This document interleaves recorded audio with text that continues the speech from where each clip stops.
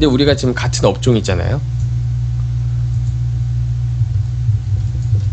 근데 업종에서 업종을 좀 다양화하면, 예를 들어서 SK텔레콤,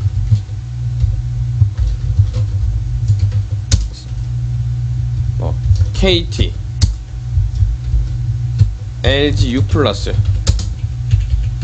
이런 종목을 같이 포트폴리오에 하면은 손실날 확률이 훨씬 줄어듭니다. 예를 들어서 얘가 개별적으로는 손실날 확률이 50%씩 있다고 하더라도 상관관계라는 게 있어요. 예를 들어 삼성전자가 많이 오를 때는 얘가 플러스, 얘가 오를 때 SK텔레콤은 내린다. 내리는 경향이 높습니다. 반대로 삼성전자가 내릴 때 SK텔레콤은 오르는 경향이 많습니다. 따라서 서로 상계가 돼요. 그래서 예상 수익률은, 예를 들어서 얘네들은 성장주가 아니기 때문에 예상 수익률을 5%라고 하면 포트폴리오의 수익률은 어떻게 되냐? 어떻게 되죠? 이렇게 되겠죠. 6분의 1, 7.5 곱하기 6분의 1이 되겠죠. 7.5%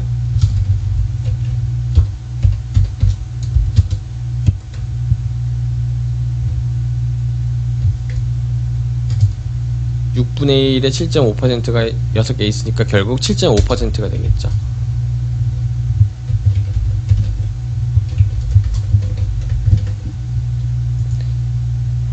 예상 수익률은 7.5%예요. 근데 손실날 확률이 얼마일까요?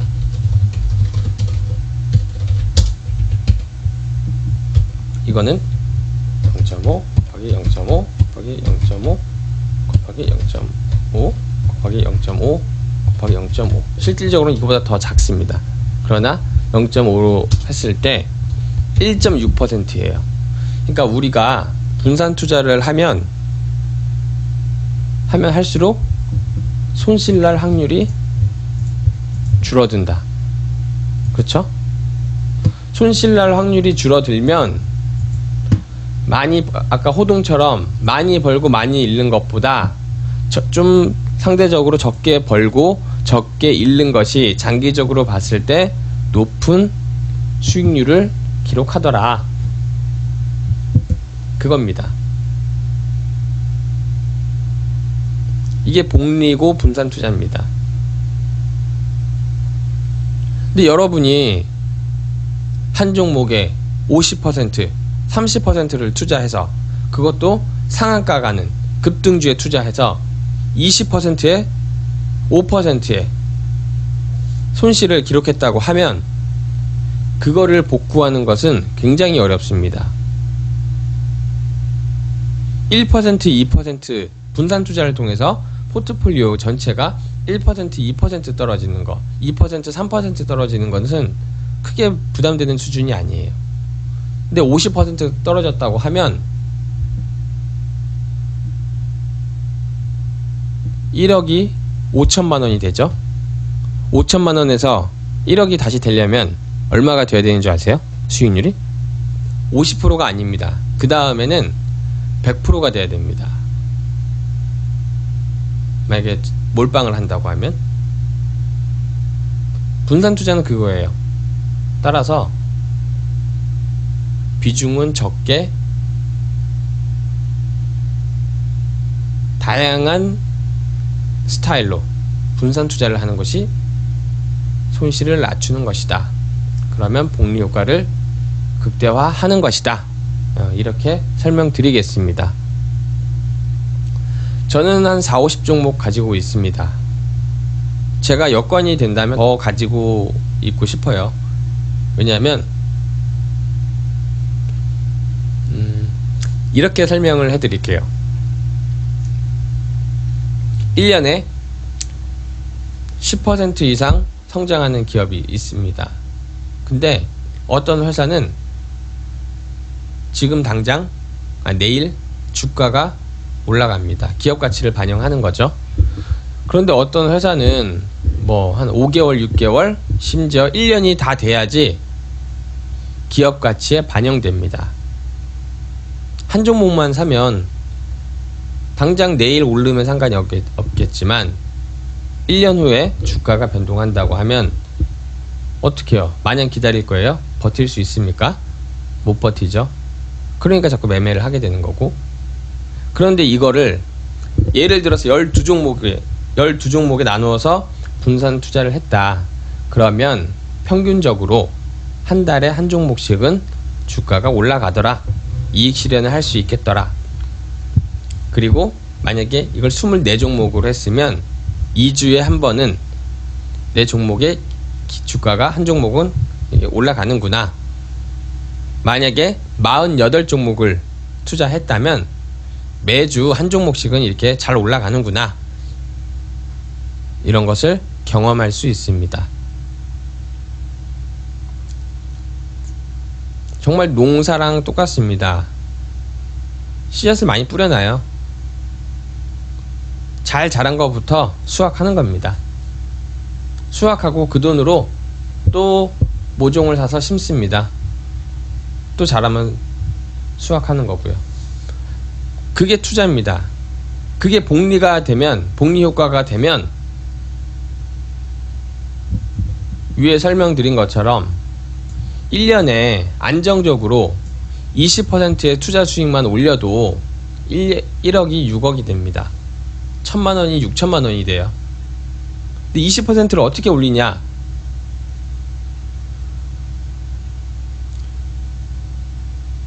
기업의 가치가 1년에 시가총액 대비 영업이익이, 순이익이 10% 이상 되는 그보다 큰 회사들이 많이 있습니다. 그 회사에 그냥 투자만 해도 10% 이상을 투자 수익이 납니다. 여기에다가 시장이 굉장히 비효율적이에요. 사람들이, 투자자들이 굉장히 충동적으로 주식을 사고 팔면서 주가가 때로는 많이 올라가기도 하지만 때로는 과하게 떨어지기도 합니다. 그렇게 과하게 떨어진 종목을 활용해서 추가 수익 기회를 얻습니다. 거기에서 또 연간 한 10% 이상의 수익이 어렵지 않게 나옵니다. 거기에 배당 수입과 공매도 하는 사람들한테 주식 빌려주고 받는 대여 수수료, 이렇게 하면 정말 큰 어려움 없이 안정적으로만 해도 연간 20%는 나와요. 그럼 1억이 6억 되는 겁니다. 20%만 했을 때 30%는 훨씬 크죠. 30%면 얼마인가 볼까요? 만약에 복리를 30%로 했다. 그러면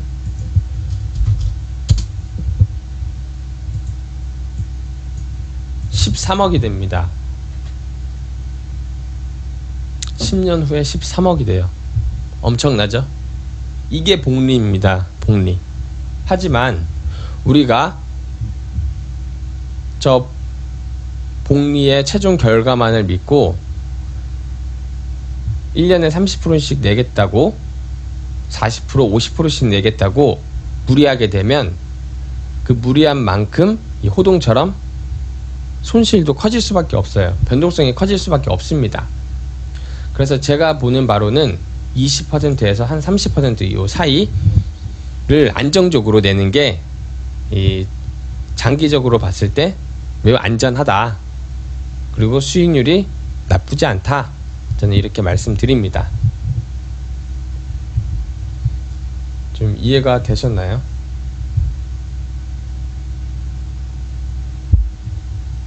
이해가 되셨을 거라 믿습니다.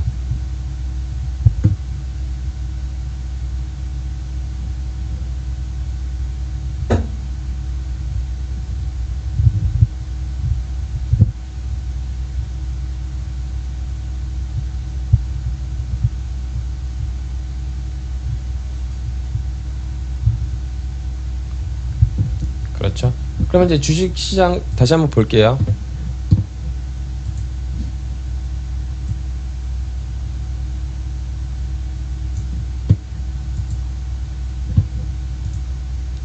코스피 지수는 여전히 마이너스권입니다.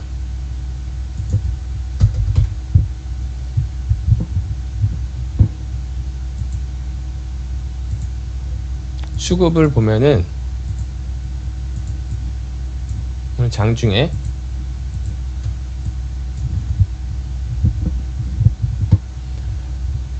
외국인 기관이 장 초반 좀 샀다가 다시 마이너스권으로 돌아왔고, 개인이 초반에는 좀 많이 팔았는데 다시 매수를 하고 있어요.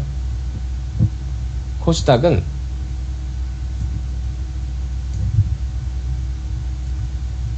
살짝 밀렸습니다. 살짝 밀렸지만 여전히 0.44% 정도 상승 흐름 보이고 있고요.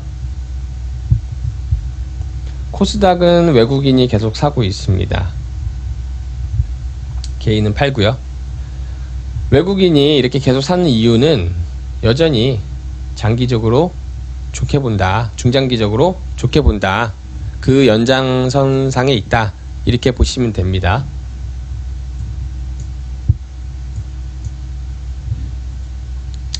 우리 아까 봤던 종목들 다시 볼게요. LG 디스플레이,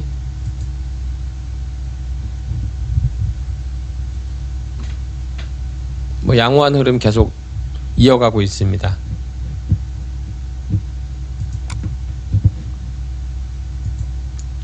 가비아 괜찮고요. 지금 우리 한 7%대 수익률 나오고 있죠. 이수페타시스는 아까보다는 소폭 밀렸지만 여전히 한 4% 가까이 상승을 하고 있고요. SPG 흐름도 좋습니다. 예, 이건 모터 만드는 회사예요.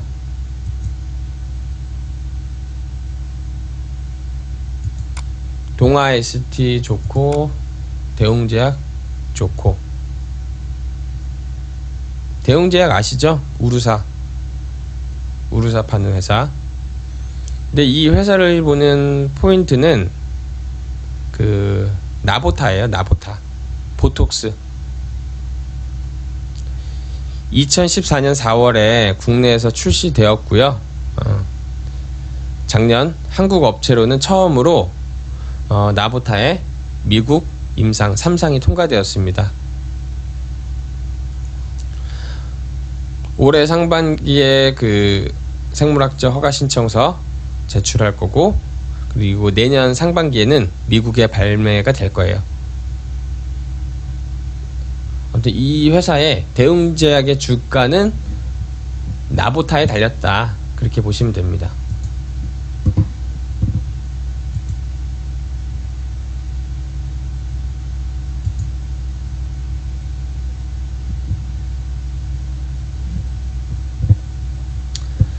그러면 이제 최근에 어떤 종목들 하나 좀 볼게요.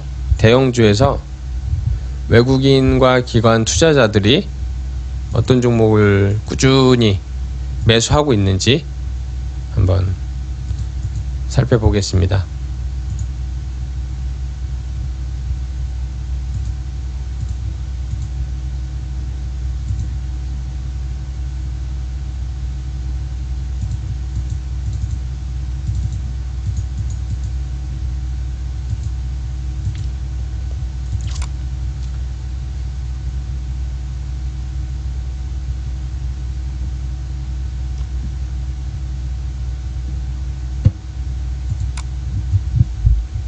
한화생명을 꾸준히 사고 있어요. 삼성 SDI도 그렇고, GS, 삼성 SDS. 그동안 팔았다가 다시 살려고 사는 모습 보이는 게 LG 이노텍, 현대제철도 그렇고, 뭐 효성, 두산 다 기관에서 최근에 꾸준하게 매집하고 있는 종목이죠. 외국인들은 뭘 사는지 한번 볼게요.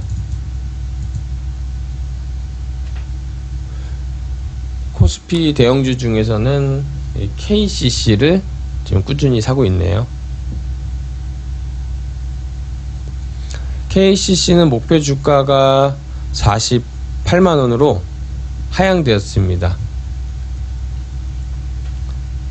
오늘 이제 리포트가 나왔는데 KTB 투자증권에서 목표 주가를 기존 54만원에서 48만원으로 하향 조정했네요.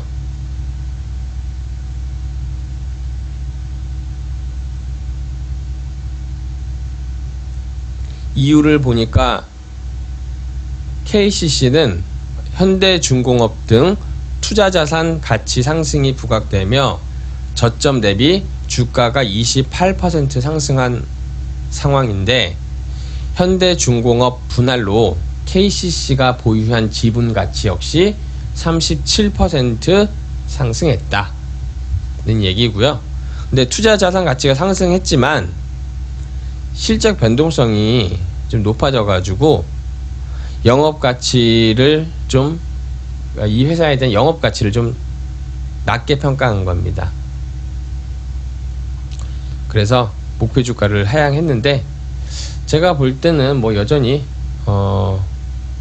괜찮아 보입니다.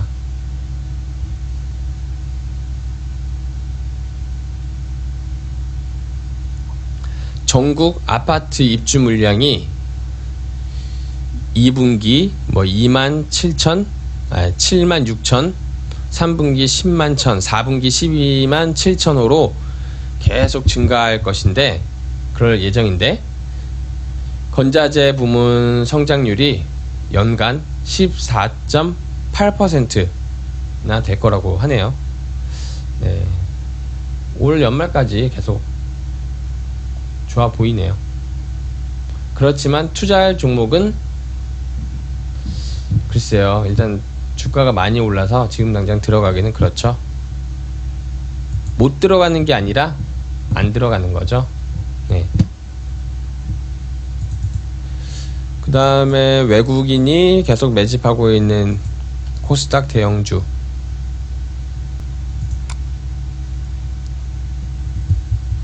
나이스 평가정보, 휴젤,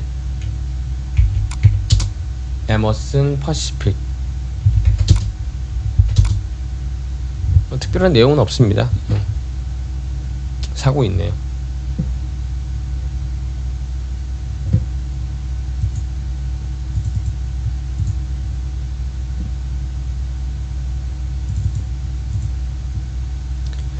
오늘 뭐 거래량이 급증한 종목들 한번 좀 볼게요.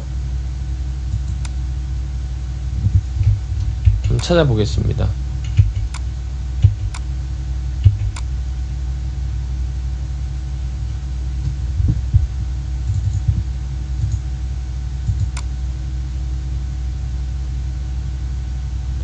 얘는 오늘 좀 많이 나왔지만 5월 24일 날 그리고 5월 26일 날도 이렇게 급등을 했었습니다. 문제인주라고 하는데 올해 22억 정도 순이익 예상되고요.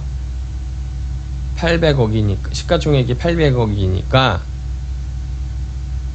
투자 수익률이 낮죠. 우리가 항상 기본적으로 이 회사를 바라볼 때는 이 회사에 투자하면 얼마만큼의 얘가 돈을 벌어주느냐, 그걸 꼭 보셔야 돼요. 얘가 올해 한 20억, 작년에 22억 벌어줬는데, 뭐 사업부문을 더 봐야 되겠지만 작년 기준으로 볼 때 20억을 800억으로 나누면 얘는 2.5%입니다.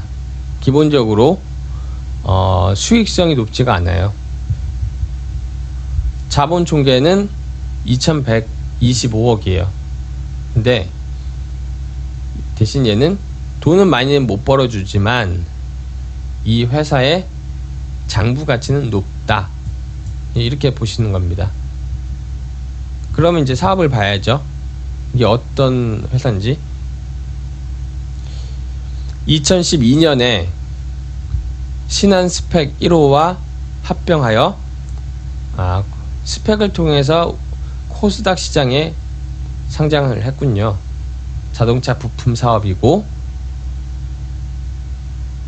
차량용 구동품을 판매하는 회사군요. 생산 판매하는 회사. 주 거래처는 뭐 당연히 현대 기아차겠고 해외 수출도 있다고 하네요. 경쟁사는 국내에서는 평화 발레오, 해외에서는 LUC, SA, CHS, 발레오 이런 게 있네요.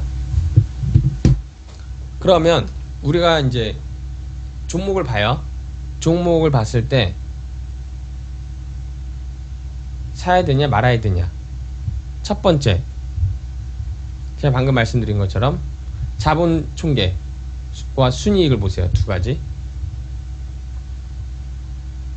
돈을 잘 버는 회사예요. 내가 이 회사에 투자를 하면 10% 이상 번다. 그러면 일단 분석을 합니다. 이 기업을. 그런데 만약에 방금처럼 2.5% 번다. 그러면 이 기업은 일단 분석하지 않습니다. 추가 분석을 하지 않아요. 왜냐면 확률적으로 이렇게 돈을 잘 못 버는 회사들은 확률적으로 주가가 꾸준하게 상승할 가능성이 낮기 때문이죠. 뭐 단기 이슈에 의해서 이렇게 올라갈 수는 있지만 꾸준한 상승을 기대하기는 어렵다. 차트로만 봐서는 뭔가 좀 올라갈 것 같긴 해요. 트레이딩 관점에서 뭐 아주 비중을 적게 해서 시장의 감을 느끼기 위해서 이렇게 매매를 해보는 건 상관없지만 얘를 어떤 주력 종목으로 포트폴리오에 담는 것은 좀 무리라고 생각이 듭니다. 네, 시황을 보다가 좀 잠깐 빠졌네요. 너무 종목으로. 네, 참고하시고요.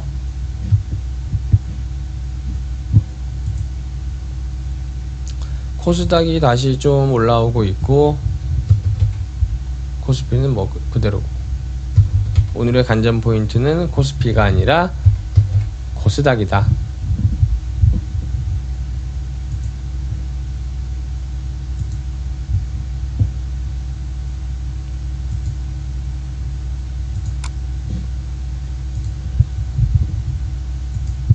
LG 디스플레이 잘 가고 있습니다.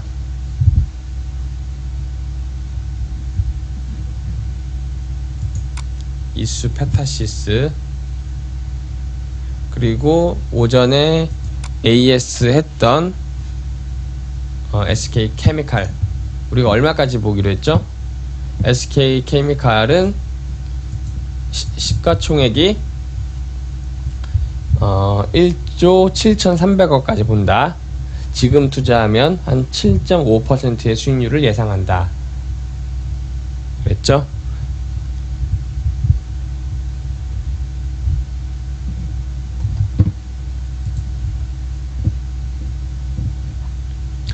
동아 ST 대웅제약 잘 가고 있고요.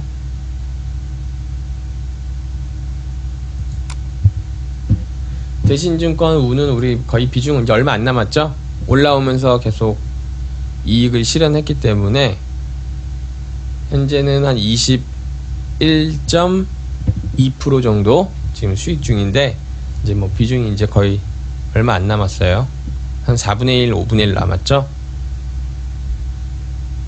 조만간 이것도 분석을 해서 매도를 할지 정리를 할 것인지 알려드리겠습니다. 카프로 조금 밀리고 있고요. 삼목 S폼 괜찮고, 대한제당 어제 입질 들어온 거, 이거는 뭐 제가 종목 분석을 해서 말씀드릴 거고, 기본적으로 돈은 잘 버는 회사였어요. 작년에 226억 벌었는데 시가총액이 한 2,300억이라고 치면, 2,200억이라고 치면 대략 이 회사는 한 만원 투자하면 1,000원은 벌어주는 회사. 나쁘지 않죠. 그런데 저렇게 입질이 들어왔어요. 왜 들어왔을까? 아무 이유 없이 들어왔을까? 전 그건 아닐 거예요. 제 경험상 가만히 있는 종목이 저렇게 들어온 것은, 거기다가 돈을 못 버는 회사도 아니고 멀쩡하게 돈 잘 벌고 있는 회사한테 저렇게 입질이 들어온 것은 뭔가 나올 거리가 있다, 뭔가 좋은 재료가 있다, 이렇게 판단하는 것이 확률적으로 맞습니다. 일단 분석을 해서 다시 알려드리도록 하겠습니다.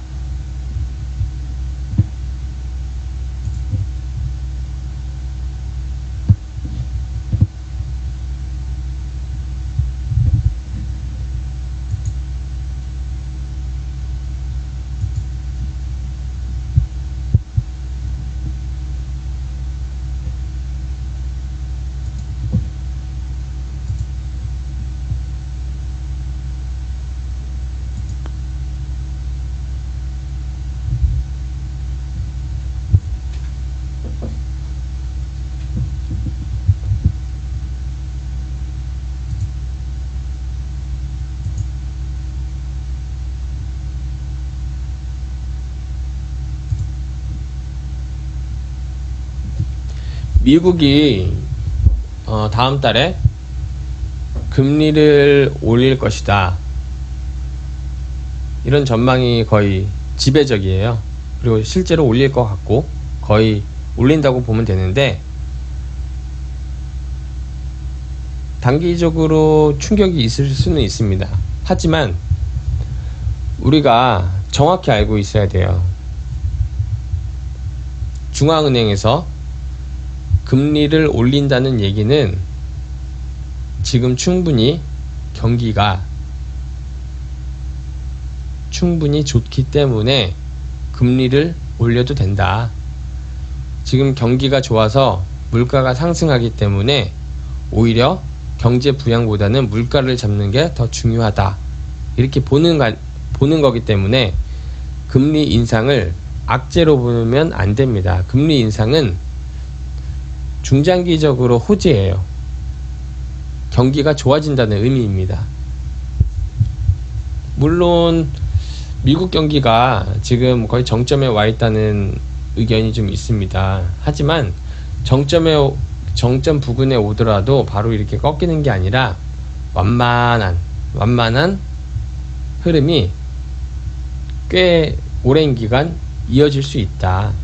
적어도 금리 인상이 이제 아직 뭐 그렇게 본격화되지 않았기 때문에, 금리 인상이 아직도 더 많이 남았기 때문에 그 기간 동안은 계속 주가는 완만하게, 경기도 완만하게 이렇게 상승할 수 있다, 그렇게 봐야 됩니다.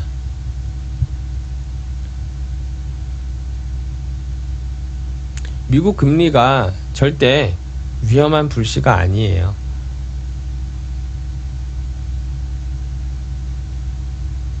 우리나라도 지난주인가요? 금융통화위원회에서, 한국은행 금융통화위원회에서 금리를 동결했죠. 그리고 뭐라고 그랬죠? 경제성장률이 예상보다 좋다, 경기가 예상보다 좋아지고 있다, 하반기에 오히려 성장률 전망치를 올릴 수 있다. 그렇죠. 지금 분위기가 좋아요. 그래서 지금 그렇기 때문에 시장이 꺾일 것이다, 주식시장에서 돈을 빼야 된다, 이런 생각은 너무 이른 게 아닌가. 진짜 시기상조 같습니다, 제가 볼 때는. 지금은 그냥 즐기시면 돼요. 우리가 코스피 한번 볼까요? 월봉 볼게요.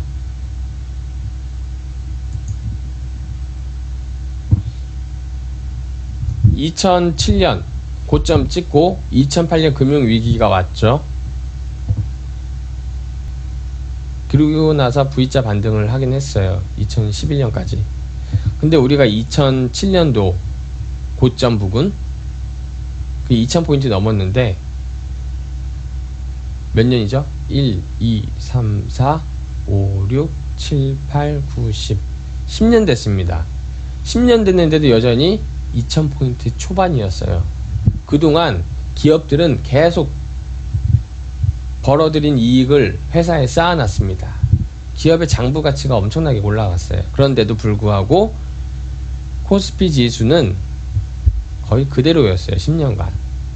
근데 요만큼 올랐다고 이게 다 온 거라고 생각하세요? 저는 아니라고 봅니다. 훨씬 더 많이 갈 것 같아요. 지금으로 봐서는. 왜냐? 나스닥이 같은 기간 100%가 넘게 올랐습니다. 그럼 얼마예요? 2000포인트에 100% 오르면 미국의 나스닥만큼 오르면 우리도 4000포인트 넘어야 돼요. 이상한 게 아니에요. 전혀 당연한 겁니다. 다우지수가 60%가 넘었습니다. 다우지수 기준으로 봐도 우리나라는 60%면 얼마죠? 2000에 60, 120이죠. 1200이죠. 3200은 넘어야 됩니다. 최소한. 왜? 우리나라 경제 성장률이 더 높습니다. 우리나라가 돈 잘 벌어요. 그리고 이제는 북한이 미사일 발사했다고 우리 뭐 주가가 폭락하거나 그렇지도 않습니다. 그럼 올라가야죠. 근데 고작 2000포인트 초반대에서 한 10% 좀 넘게 올랐다고 이걸 고점으로 보느냐? 저는 그건 아니라고 봅니다. 최근에 글로벌 자금, 주식 자금이 선진국에서 신흥국으로 계속 들어오고 있어요. 특히 신흥국 중에서도 아시아 중에서도 한국 비중이 높아지고 있습니다. 그러니까 외국인이 이렇게 엄청나게 사는 것처럼 보이는 거예요. 사는 거예요. 그 자금이 이렇게 우리나라로 들어와서 주식을 산다는 의미는 우리나라 입장에서 보면 외국인 투자자가 우리나라 주식을 산다는 의미거든요. 그렇기 때문에 좀 길게 이 상승세를 길게 보셔야 됩니다.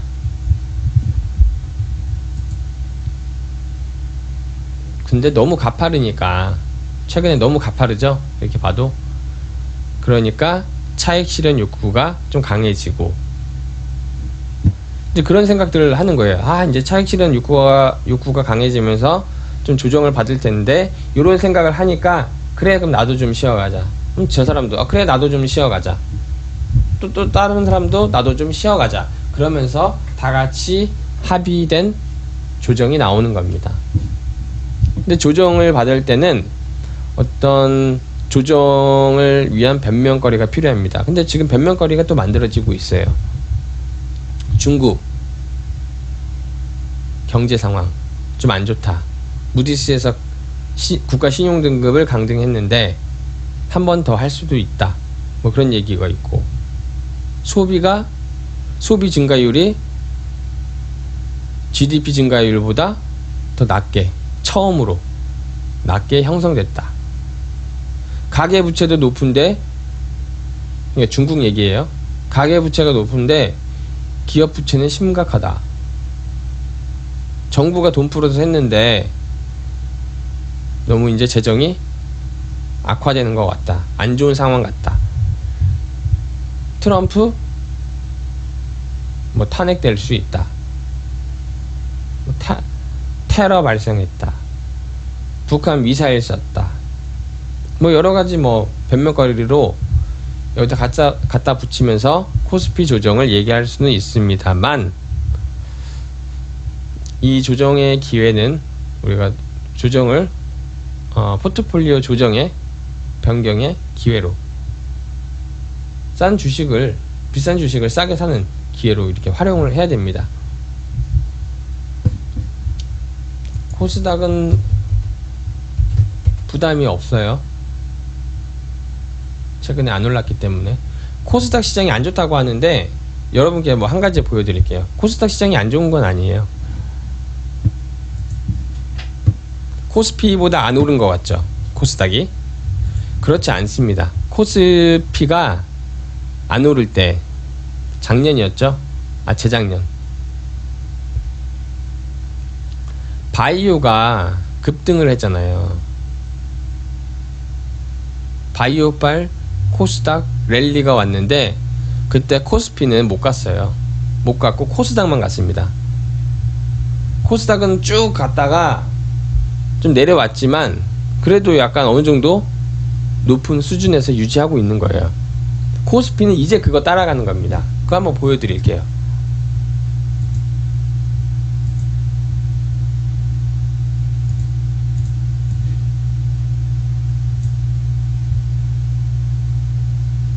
네, 여기 한번 보세요. 기간을 5년을 놓고 보니까 어떻죠?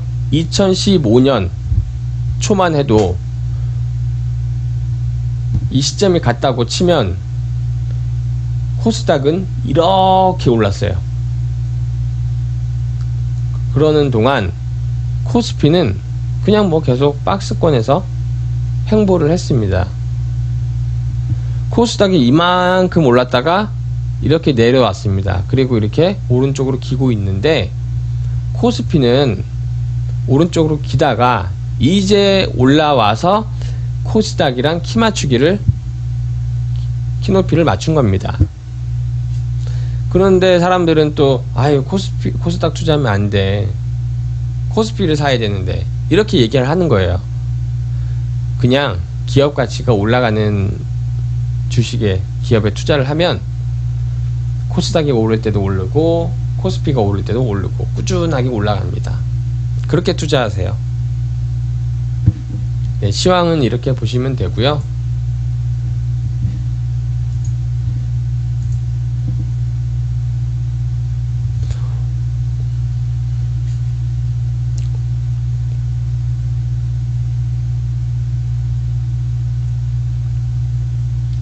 벌써부터 시장에서 지금이 고점이냐 이런 얘기 나오는데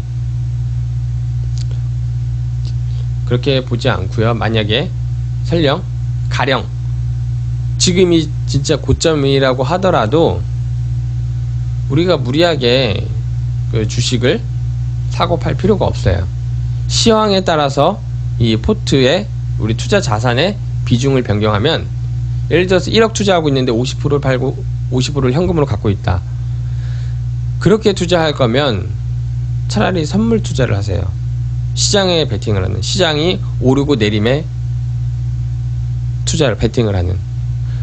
왜 시장도 맞춰야 되고 종목도 개별 종목도 하나하나 다 맞춰야 되고 그러다 보니까 둘 다 못 맞추고 불안하고 기업만 보셔도 충분히 이익 낼 수 있습니다. 꾸준하게 수익이 납니다. 그거 보여드릴게요. 앞으로.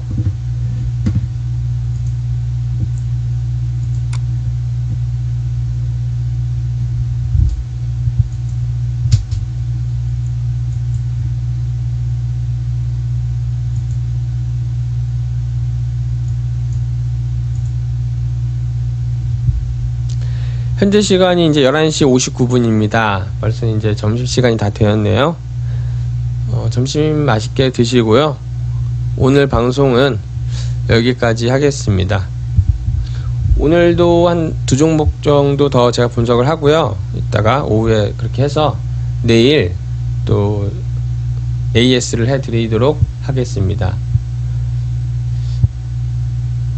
주식 투자를 어떻게 하느냐? 처음에 주식 투자를 어떻게 접근하느냐?